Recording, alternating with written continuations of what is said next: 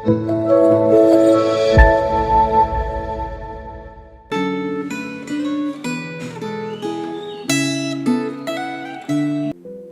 Bapak Ibu Saudara, pada hari ini tanggal 17 kita akan bersama-sama kembali mendengarkan firman Tuhan. Mari sebelum itu mari kita berdoa terlebih dahulu.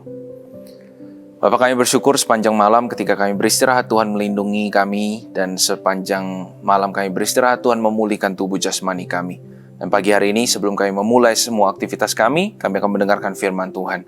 Tuhan tolong bantu kami, berikan kami hikmat yang kami butuhkan agar kami bisa mengerti atas firman Tuhan yang kami dengar. Dalam nama Tuhan Yesus kami berdoa. Amin. Bapak Ibu Saudara, hari ini pembacaan Alkitab diambil dari Imamat pasal yang keempat. Bapak Ibu Saudara bisa baca secara penuh pasal yang keempat ini di dalam Alkitab masing-masing. Tetapi dalam renungan ini izinkan saya hanya membacakan ayat 13 sampai ayat yang ke-14. Bunyinya seperti ini.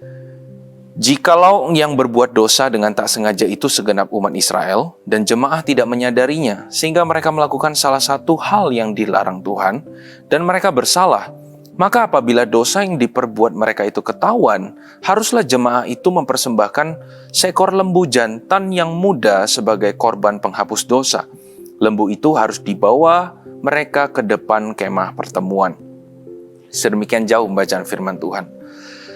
Bapak Ibu Saudara, Imamat yang pasal keempat ini berbicara tentang dosa yang dilakukan secara tidak sengaja. Di dalam kehidupan kita pun kita menemukan bahwa dosa yang kita lakukan bukan hanya yang dosa secara sengaja kita lakukan, tetapi ada juga dosa-dosa yang tidak sengaja atau tidak sadar kita lakukan. Dosa yang tidak sengaja itu artinya dari awal kita itu nggak punya niat untuk melakukan dosa itu. Nah, tapi menariknya, Alkitab mencatat di dalam kitab Imamat ini, Tuhan itu, walaupun dosa yang kita lakukan itu tidak sengaja, Tuhan tetap perhitungkan loh dosa itu. Tuhan tetap menuntut pertanggungjawaban atas dosa yang tidak kita sengaja itu. Dalam satu sisi saya berpikir, kok Tuhan gitu ya? Kok Tuhan begitu perhitungan ya? Kan kita dosa tidak sengaja tuh. Kenapa Tuhan gak cuma ampuni aja? Kan gak sengaja loh. Tapi Tuhan tetap perhitungkan. Untuk kita mengerti hal ini, saya ada berikan satu contoh, Bapak Ibu. Misal kita suatu pagi, kita harus pergi kerja, kita harus berkendara motor atau mobil. Di tengah jalan, kita tidak sengaja, gak sengaja loh ya, kita tidak sengaja tabrak buntut mobil orang, sehingga buntut mobil dia itu kempot. Nah, di dalam pikiran kita, misal kita aplikasikan pikiran kita tadi, Tuhan bisalah cincai ya, nggak perhitungkan dosa kita. Sekarang kita coba perhitungkan dengan orang yang punya mobil yang kempot karena kita itu. Kita berpikir, oh kita kan nggak sengaja. Bisalah nanti Bapak itu cincai sama kita. Nggak apa-apalah buntut mobilnya kempot. Toh kita nggak sengaja. Terus Bapak itu keluar dari mobilnya, ngedatengin kita, terus kita ngomong, Pak, saya kan nggak sengaja tabrak buntut mobil Bapak.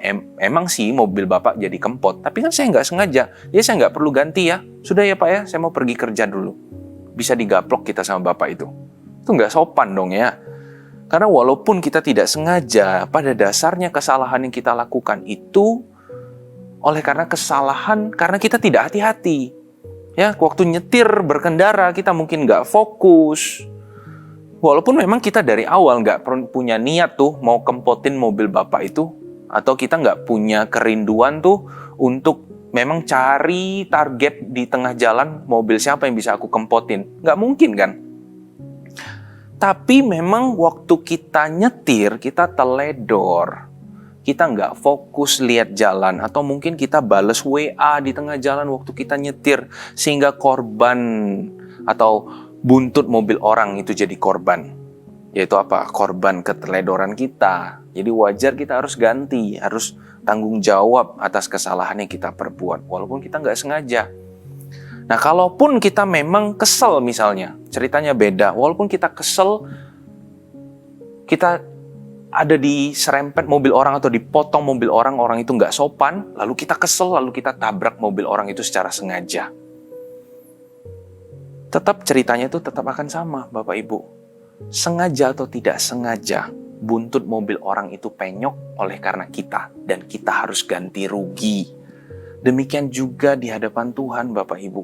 Baik dosa yang kita lakukan secara sengaja, ataupun dosa yang kita lakukan secara tidak sengaja, tetap ujungnya kita itu berdosa di hadapan Tuhan. Baik dosa yang kita secara sengaja ataupun tidak sengaja lakukan, tetap ujungnya kita itu melukai hati Tuhan. Oleh karena itu kita tidak bisa menuntut Tuhan dan berkata, Tuhan cincai aja lah terhadap dosaku, toh aku nggak sengaja. Enggak, kitab Imamat itu memberikan satu pengertian, mengingatkan kita kembali pada hari ini, bahwa dosa yang tidak sengaja kita lakukan pun itu melukai hati Tuhan dan perlu dipertanggungjawabkan.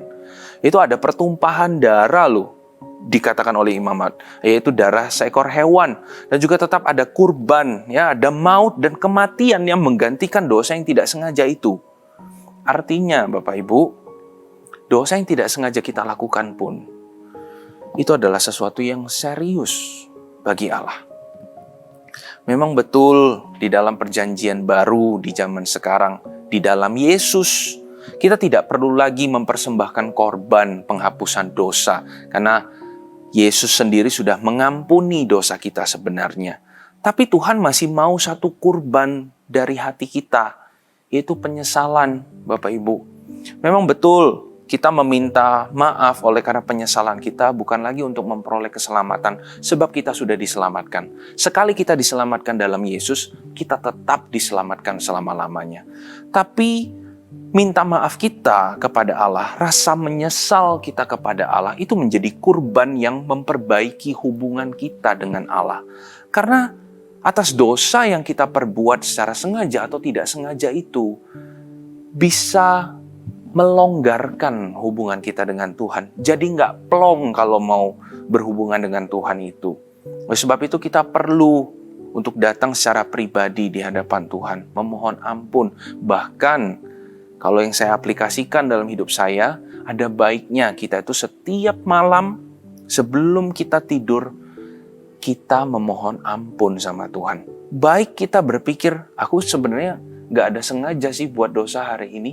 Gak ada tuh sengaja ngatain orang, gak ada tuh sengaja untuk nyakitin hati orang. Tapi mungkin Bapak Ibu, secara tidak sadar, secara tidak sengaja, kita tuh ada melukai hati Tuhan dan melukai hati sesama kita. Oleh sebab itu ada baiknya sebelum kita tidur, kita itu tutup buku seperti bank ataupun sebuah perusahaan atau toko. Kita tutup buku pada malam hari itu di hadapan Tuhan untuk kita bisa kembali disucikan oleh Tuhan setiap hari. Karena barangkali secara tidak sadar kita sudah jatuh dalam dosa di hari itu. Mari kita sama-sama saat ini berdoa. Bapa, kami sadar betapa lemahnya diri kami. Secara tidak sadar pun, daging dan tubuh jasmani kami ini bisa membawa kami dalam dosa. Dan secara tidak sadar kami menyakiti hati Tuhan. Saat ini kami bersama-sama dengan umat Tuhan, memohon ampun kepada Tuhan. Kami meminta maaf atas kelemahan kami. Dan biarlah ya Tuhan, Engkau memberikan kami hati yang berjaga-jaga, untuk kami terus terbangun dan menjaga hidup kami di hadapan Tuhan, tetap hidup kudus, sampai kedatangan Tuhan Yesus yang kedua kali kami didapati menjadi anak-anak yang setia. Terima kasih Bapa. Dalam nama Tuhan Yesus kami berdoa. Amin.